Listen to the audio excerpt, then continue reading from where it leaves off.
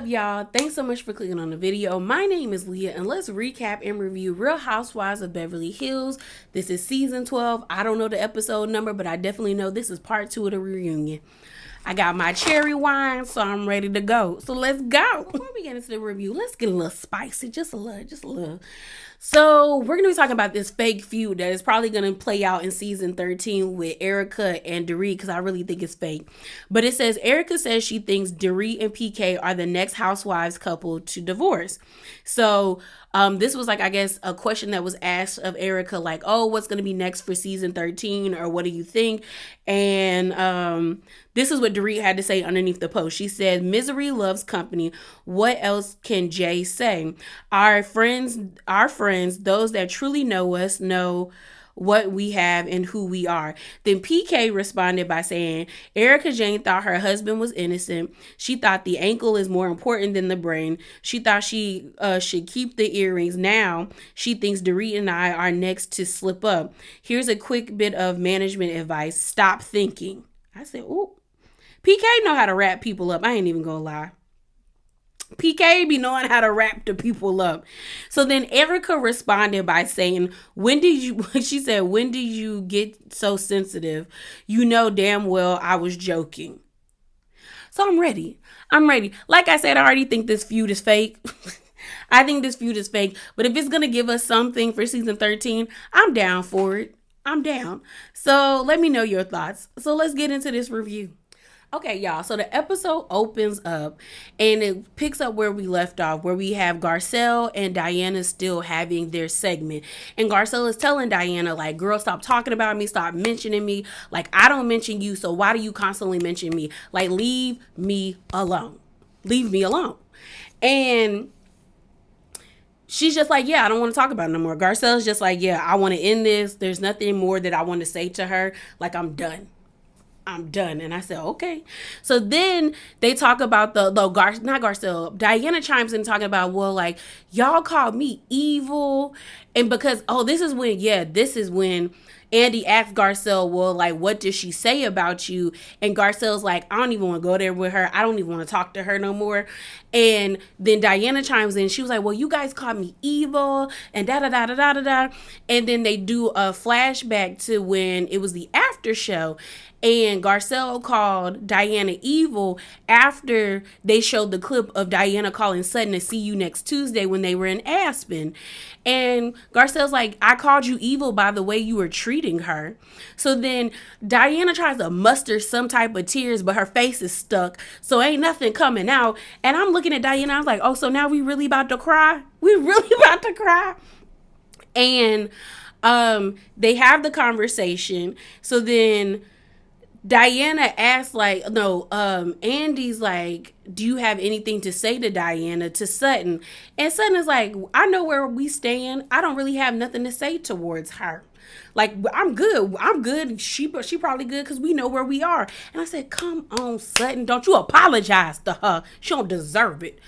And Diana's like, I'm really disappointed. And I'm looking at Diana like, why are you disappointed, lady? Why? And here's my thing.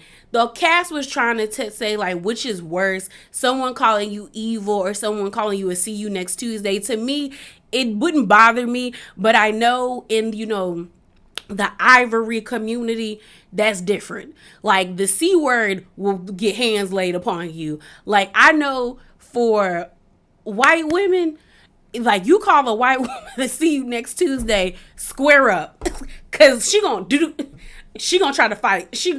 You might get beat, but like, honestly, in like the black community and even other minority communities, I've heard people call people that, and everybody laughs it off. Like, even in high school, we would run around calling each other "see you next Tuesday" muffins. And laugh it off. Like, we would never, like, no one took it as someone trying to be offensive or malice. So it's all in like how people view things. And if someone called me evil, I wouldn't care. All I would know is like you must have did something to me for me to get that nasty with you, for you to have to call me evil, because it's like I don't bother nobody. So if you bothered me and I had to get that way, that's your fault, not mine. That's a you problem, not a me problem. So I was just like, I don't know. To me, I thought the going back and forth was stupid. But one thing I will say is I thought it was kind of janky that everybody on the cast was like, no, evil is worse. And they were like, oh, I've been called that. It's nothing. And I'm just looking at Diana like, you have been evil towards Sutton. That's the part that was weird to me. Because it's like, Diana, you have been evil towards her. You said she was clumsy with her words when you didn't know her. You said she says things to hurt people on purpose. You laughed at her, like you tried to brush off her miscarriages when she was trying to relate to you. When y'all sat at that table, you basically went there to just laugh in the lady's face. And then I will never forget that one episode when you were like, I can't be around her when she talks. It's just, like you were disgusted by her. So it's like, if you're disgusted by this person, you don't want this person in your space, why does it matter to you that you got called evil? Because honestly, you were treating her evilly. So I'm just looking at Diana like, you really thought you was going to get an apology? Because you definitely don't deserve one. Like, definitely don't deserve one.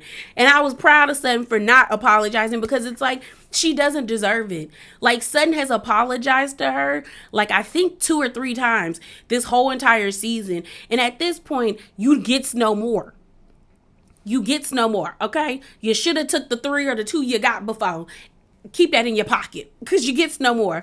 And the thing about Diana, and the one thing I think I realized why she has such a hard on for Sutton and Garcelle, more specifically Garcelle, and I talked about this in my other reviews, is that Garcelle was the only one to me in the cast that wasn't vying for Diana, like a position near Diana, if that makes sense.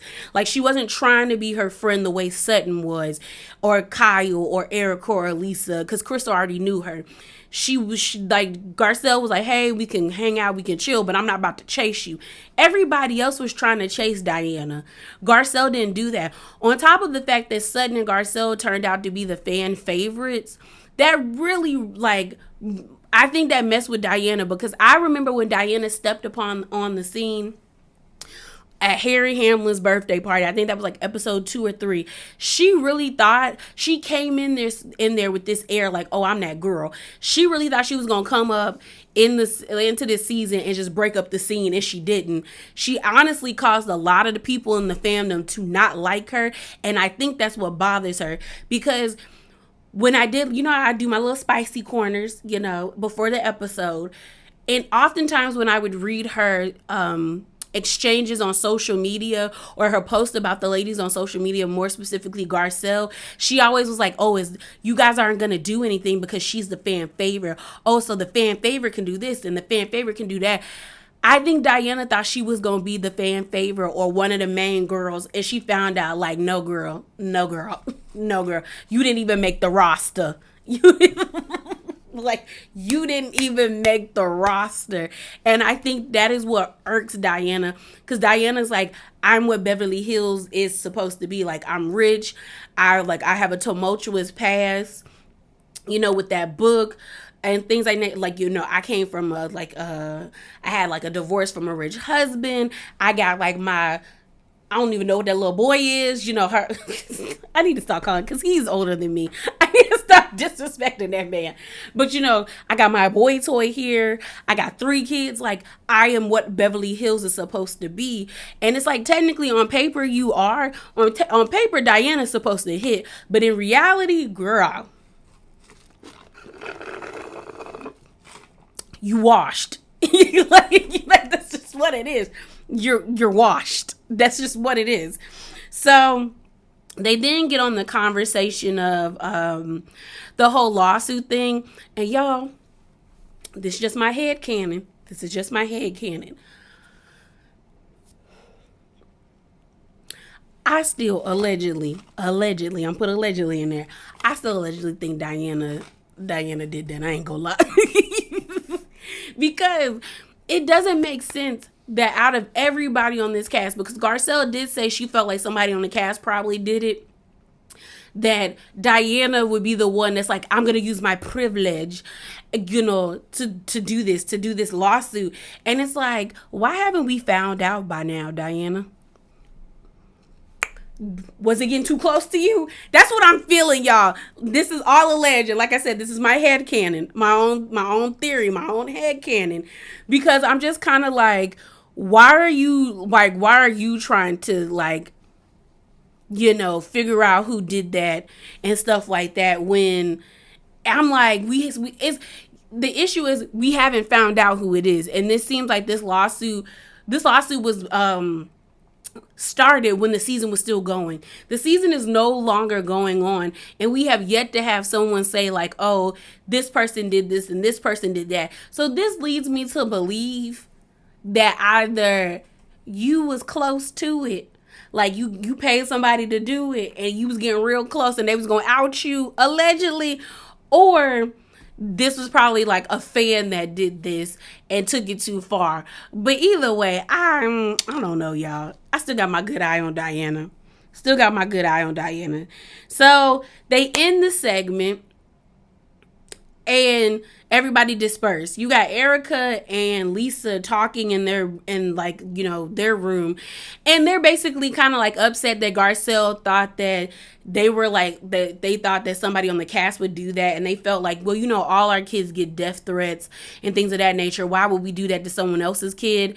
And they were like, that breeds such division. Honestly, the clique's already been divided, yo. Like, on some real, the clique has been divided, and the way it is divided to me is like, you got the FFFs on this side. Garcelle is like kind of in the middle because she can go to either island. Sun's on the island by herself, and Crystal is being sawed off the island to be by herself as well. They pushing her off. And so it's kind of like the group's already divided. So this whole thing to say like, oh, that's going to cause division in the group. Girl, there's already divisions. There's already cliques and fractions within the group. What we talking about? What are we talking about? We then see Garcelle and Sutton in Garcelle's room, and I thought it was cute. Garcelle had like the black hairstylist and the makeup stylist, and the makeup artist said, girl, when I saw her, I had to get off. And they were talking about Diana, and I giggled because I said, and then all three of them started laughing because they knew Diana was full of it. And I just chuckled. Because I was like, we be knowing. We know.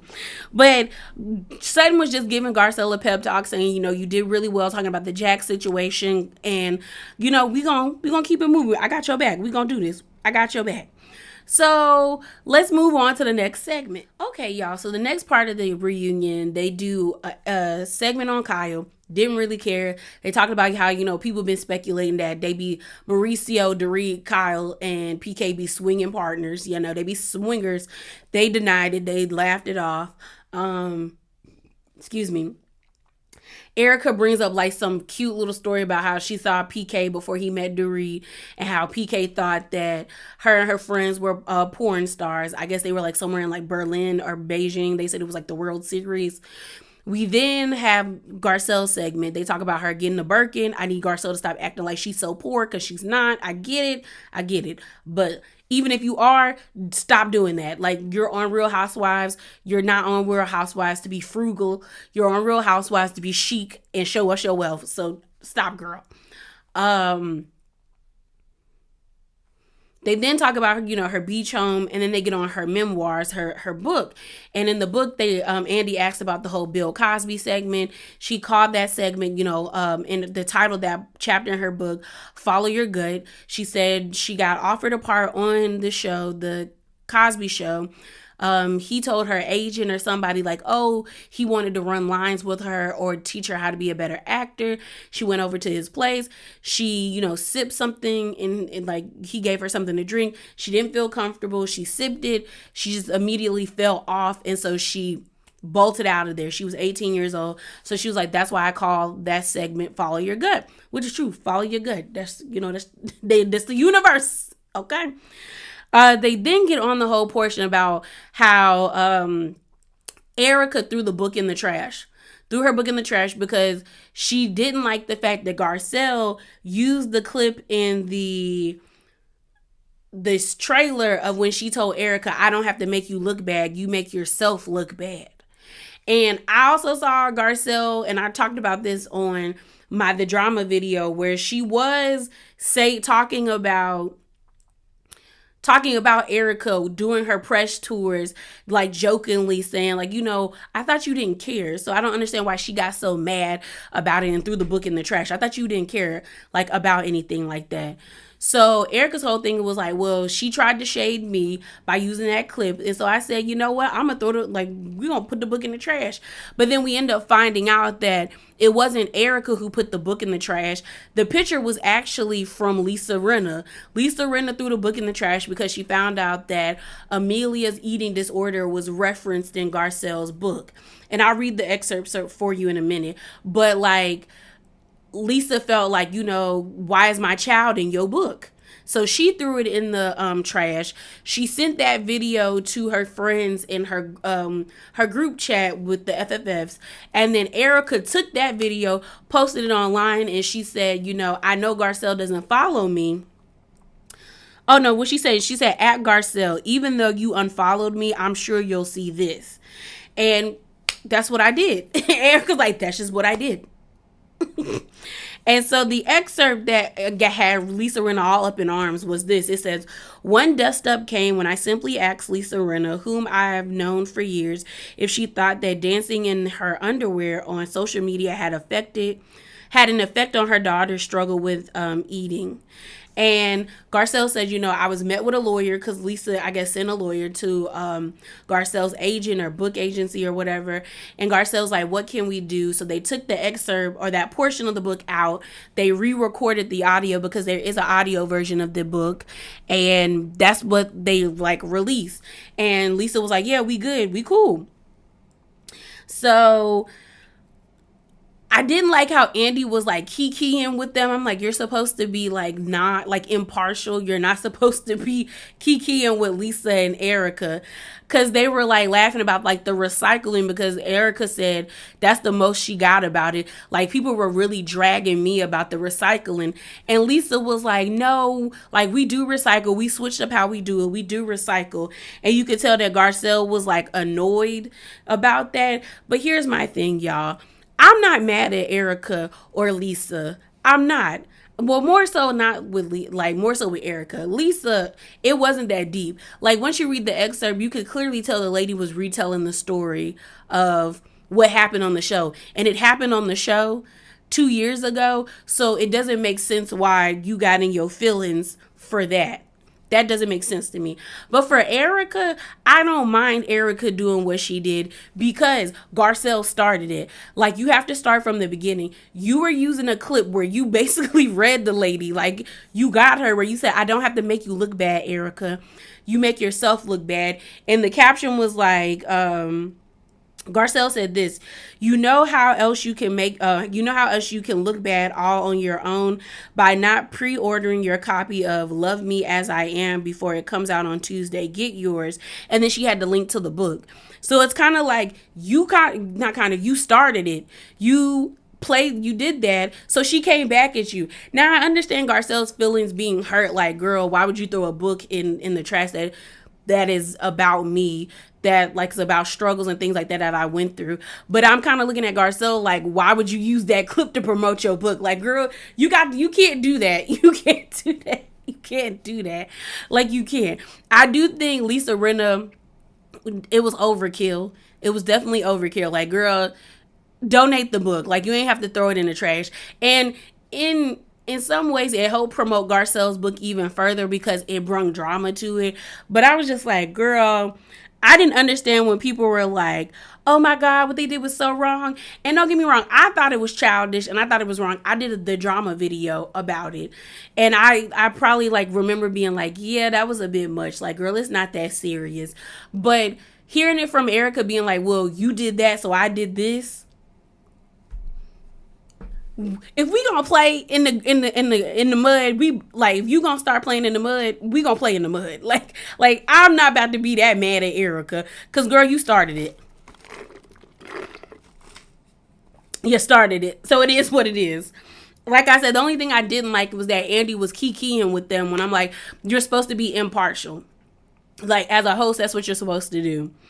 They then start talking about Lois passing away. And I'm not going to lie, and I'm low-key ashamed, but when Lisa Rinna started crying, I kind of was like, what is going on here? Like, that was my reaction. Cause I couldn't, like, that's the bad thing. And I thought about it immediately after I laughed, because I was like, oh, that's disrespectful. That is so disrespectful. But then I thought about it, I was like, dang, they have not shown enough things to humanize Lisa Rinna to me, that when she does, this probably was like a genuine moment for her, that I laughed. I was like, oh, that's bad. That's really bad. That's mad disrespectful. And I was just like, ooh, Leah, that was wrong. That was wrong. Cause I was just like, why is she crying? Like, what is, and then when I thought about it, I was like, oh my goodness, that's horrible. That is horrible. Yeah, I mean, losing a parent is hard. And the thing about it is, like, now Lisa Rinna doesn't have a mom or a dad. Like, her dad passed away and her mom passed away. And I don't think she has, I think she only had that sister, and we learned that the sister died of a drug overdose. So it's like, she's the only one left. So she really doesn't have family like that, unless she is close to her extended family, if they are still living.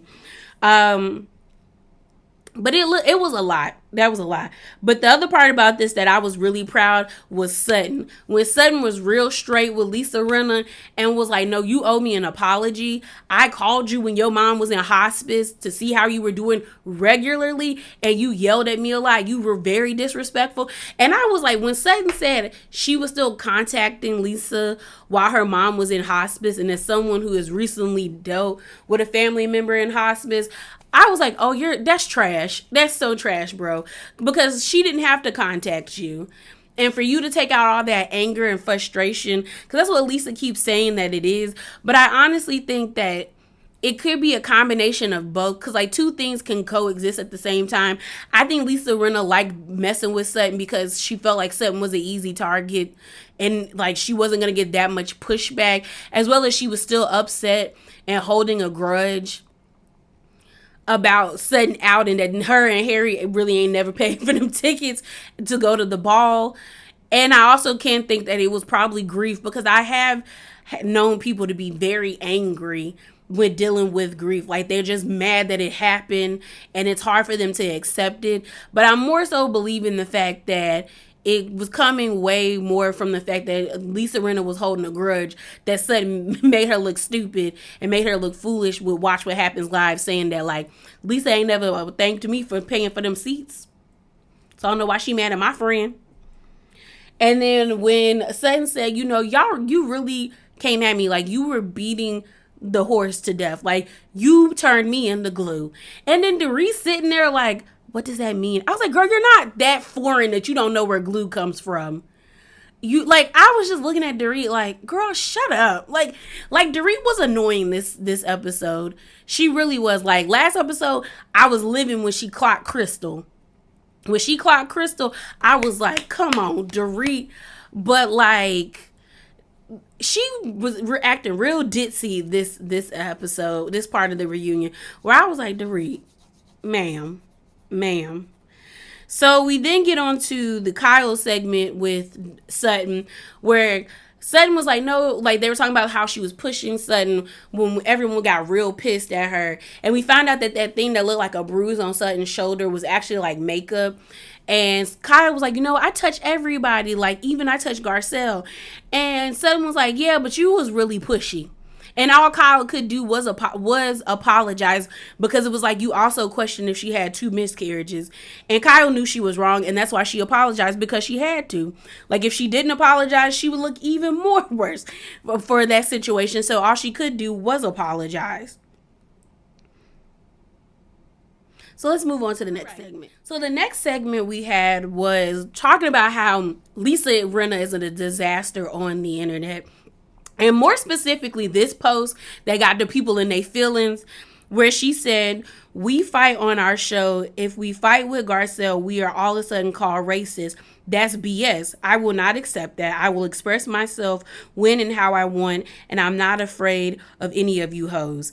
And Andy basically was like, "Lisa Rinna, you do too much. You do too, and you making me, like, I get secondhand embarrassment from the things that you do."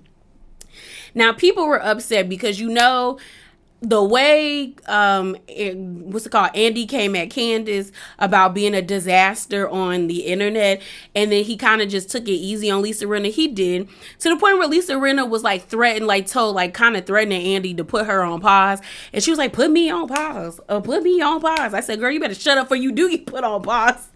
And she was just like, she's just very impulsive. They were like, "You even called out production," and she was like, "If you really had issues with production, why didn't you just call?" And everyone was like, "Well, yeah, you could have just did that." And she was just saying, like, "I am an impulsive person." All her friends were co-signing. Kyle was like, that gives me anxiety. Like, when you do this stuff, it gives me anxiety. Dorit was like, "You just get a rush from it." And she was like, "It's the dopamine." Erica's like, "It's the dopamine, girl. It gives you what you need." And they then started talking about microaggressions. And Garcelle explains it. She says, "Yeah, we fight, but there's certain times where y'all say things where for some people, a person like me, there's an undertone. Like, it feels like there's an undertone there. And that could be deemed a microaggression." And then Crystal chimes in. And all I could say is, "Crystal, shut up. Shut up." Because then she was like, "That's what I was trying to say." With something I said. And then Kyle had to tell her, like, "But you were lying. Like, what happened between me and Gar," because, like, Crystal got pissed because Crystal was just like, "Kyle, why are you keep, like, trying me?" Like Crystal was tired of Kyle. And Kyle was like, "Because you're not, you're not being honest. You're not being truthful. Like, what happened between me and Garcelle was real, and I understood where she was coming from." And then Crystal's like, "No, you only understood where she was coming from because you didn't want to get in trouble." Like, and Kyle's like, "No, I understood where she was coming from, and you just not making sense." And she was like, "Why can't you just," Crystal's like, "Why can't you just accept, like, that was my truth, and that's how I felt?" And Andy's like, "I feel like we're having two conversations at the same time.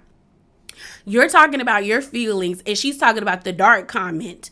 And I was just like, "Crystal, shut up. Shut up." I just wanted Crystal to shut up. Because the thing about Crystal is, last season when Garcelle spoke up about how she felt like the group was being dismissive of, like, her feelings, or she felt like she wasn't accepted in the group, Crystal flat out was like, "I don't really know, like, I think she really doesn't have friends like that. I just think it takes more time for her to make friends, but, like, I don't feel that way." Like, you othered her very quickly. You did that and that, you know what? That's the reason why I really don't like Crystal like that, is I will never forget that her season when it was Garcelle, Erica, Kathy, and Crystal at Crystal's home. They were eating the dumplings, and the way she tried to, like, outcast Sutton, it just gave such mean girl vibes, where she was like, "No one's ever heard of her, even at my club. Like, if she acted that way, she would totally, like, no one would like her. Like, they would totally kick her out of the club." And I was like, "Oh, you're one of those ladies." Like, Crystal is one of those. That's why I don't see it for Crystal. Crystal is like, she wants, like I keep telling y'all, she wants the FFAs to really like her, but they don't like her. Kyle don't really see it for her. Kyle be checking her all the time. Lisa Rinna and Erica only use her when they see fit. And Dorit is slowly becoming like Kyle, where they don't really like the girl. And she can't seem to, that doesn't register in Crystal's brain. And I was just like, yeah. I don't know. Crystal be too cool. And that's the thing, like I said, Crystal want to be with them, that if she was smart, she would have clicked up with Sutton, Garcelle, and them, but she didn't. She wanted to be with them, and it's like, you othered Sutton to try to make her like the outcast. The reason why Diana was coming at Sutton was because of you and the other ladies. Like, she took on y'all's beef, and y'all never checked Diana. Y'all always was like, "Oh, that's just like, Sutton does these things, so of course it's gonna happen." And you othered Garcelle real quickly about her feelings. So it's like, girl, shut up. Shut up, Crystal. Shut up. Because it was just like, that's how I was feeling. No, you don't even know how you were feeling. What Dorit said was true. You got clocked by Kyle. But Garcelle clocked you and said what she said. And in order to get yourself out the hot seat, you threw Sutton deep, deep under the bus. And then when you couldn't back it up, because my thing is, if you really, really wanted to like, you can't tell me, because a lot of people was like, well, maybe Sutton did say something wrong. I don't believe that. She probably did say something problematic, but I'm looking at Crystal like, if everyone was coming at you and the way Crystal was so quick to throw Sutton under the bus, I definitely believe she would do the same to get the heat off of her at the reunion. And the fact that she just hasn't blurred out what Sutton said leads me to believe that she knows and that she's really like realized that she made a mountain out of a molehill. No, an anthill. Is it a mountain out of a molehill? I think that's what it is. I think that's like the saying. I'm not totally sure. All I know is like she put 20 on 10 and she's realizing she's not going to come out of this any better, because each time someone asks her about like what the dark comment was, she will never say it straight up. And it just make her look stupid. I don't care. It makes her look stupid. It does. So that was the end of that segment. And they started to get ready for Kathy. Everybody is like, oh, here we go. Here we go. You got Garcelle, Sutton, and Crystal going to go take shots. Kyle over here drinking coffee to get herself up, because I think they said they had been there since like 6 or 7 in the morning and the reunion didn't end till like 9 o'clock that night. So Kyle was trying to like, get her adrenaline pumping. Kathy shows up in like a muumuu and some slippers. She brings that tequila. That tequila better be good for her to be toting it around the way she does. You got Lisa trying to give herself a pep talk. Like, all I got to do is tell the truth. That's all I got to do. All I got to do is tell the truth. That's all I got to do. And I'm like, Lisa. And then it ends there. Like, legit, that's where it ends. But it was just funny to me that Lisa was walking around like, all I got to do is just tell the truth. That's all I got to do. And we going to be good. That's all I got to do. And I said, girl, let's use that shook to argue with Kathy. But yeah, that's like where it ends. So that is it. That is all. Remember to be bravely authentic and hop down in them comments below. Deuces.